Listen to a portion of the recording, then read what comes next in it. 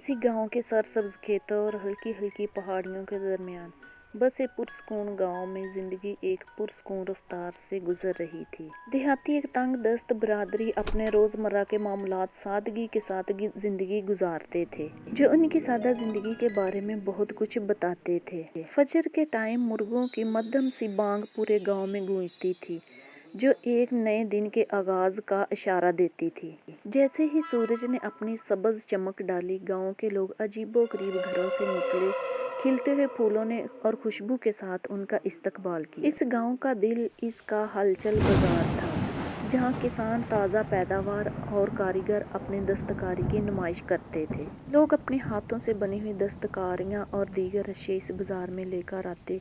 गांव की औरतें अपनी रोज़मर्रा ज़रूरियात को पूरे करने के लिए लिबास और दीगर अशिया इस बाजार से खरीदने के लिए आया करते थे। देहाती लोग खुशियों का तबादला करते हैं, घरों में पके हुए पकवान खुशबू से भरा हुआ माहौल पैदा करते हैं। फिर वो पकवान प्लेट में डालकर माँ देती है और छोटे बच्चे ले जाकर अपने हमसायों को देते हैं और मस्जिद में भेजते हैं। यूँ एक खुशी का समा पैदा होता है। मिलजुल कर बैठना, खुशी गमी में एक दूसरे के साथ शरीक होना एक मामूली सी आदत बन चुकी थी। इस गांव के दरमियान एक कदीम दरख्त नस्लों की कहानियों का खामोश गवाह बनकर खड़ा था। इस दरख्त की लंबी लंबी शाखें बहुत से परिंदों का बसेरा बनी हुई थी। देहाती इस बड़े दरख्त के साए में अपनी तकरीबात करते और बुजुर्ग आकर बैठकर अपनी नस्लों की कहानियां सुनाया करते थे। हर तरफ खुशी का समा था। बच्चे, बूढ़े, जवान यहाँ पर इकट्ठे होते, दुख सुख में शरीक होते।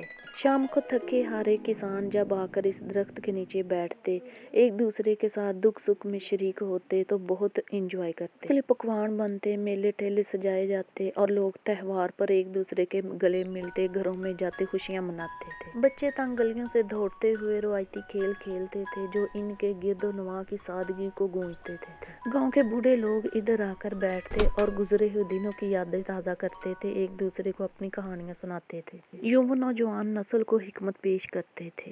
गांव की औरतें भी अपने घरों के कामों में मसरूफ होती, खाना बनाकर वो खेतों में ले जाया करती थी। जैसे जैसे दिन खिलता गया, लोहार के हथौड़ों और कारीगरों की गूंज की आवाज़ें छोटी वर्कशॉपों से गूंजने लगती थी। हर हुनर गांव की रवायात का जौहर रखता था, जो आबाओ जदाद की तरफ से दी गई थी। इनमें मुख्तलिफ जौहर शामिल हैं। कुम्हार बर्तन बनाने में मसरूफ़ हो जाता, लोहार अपने काम में मसरूफ़ हो जाता और दर्जी कपड़े सिलाई करने में मसरूफ़ हो जाता। यूँ हर एक की ज़िंदगी मुख्तलिफ अंदाज में मसरूफ़ थी। इन महारतों से पता चलता कि गांव में कितना हुस्न है, क्योंकि जितने गांव में हुनरमंद लोग होंगे, गांव उतना ही खुशहाल होगा। इधर औरतों की महारतें भी किसी से कम ना थीं। औरतें मुख्तलिफ चीज़ों के काम करती, कढ़ाई करती, सिलाई करती और मुख्तलिफ हाथ से बनी हुई चीज़ें बनाती। ये तमाम महारतें मर्दों और औरतों के हुनर का सबूत हैं। गांव की शाम का भी एक अजीब नज़ारा होता है। लोग थके हारे अपने घरों को लौट आते हैं। सब अहले खाना मिल बैठकर खाना खाते हैं, फिर मिल बैठकर एक दूसरे को कहानियाँ सुनाते हैं। यूँ करते करते रात हो जाती है। रात का आसमान अपने आप को सितारों की चादर में मुज़य्यन करता था, पुरअमन मंजरनामे पर जादुई चमक डालता था।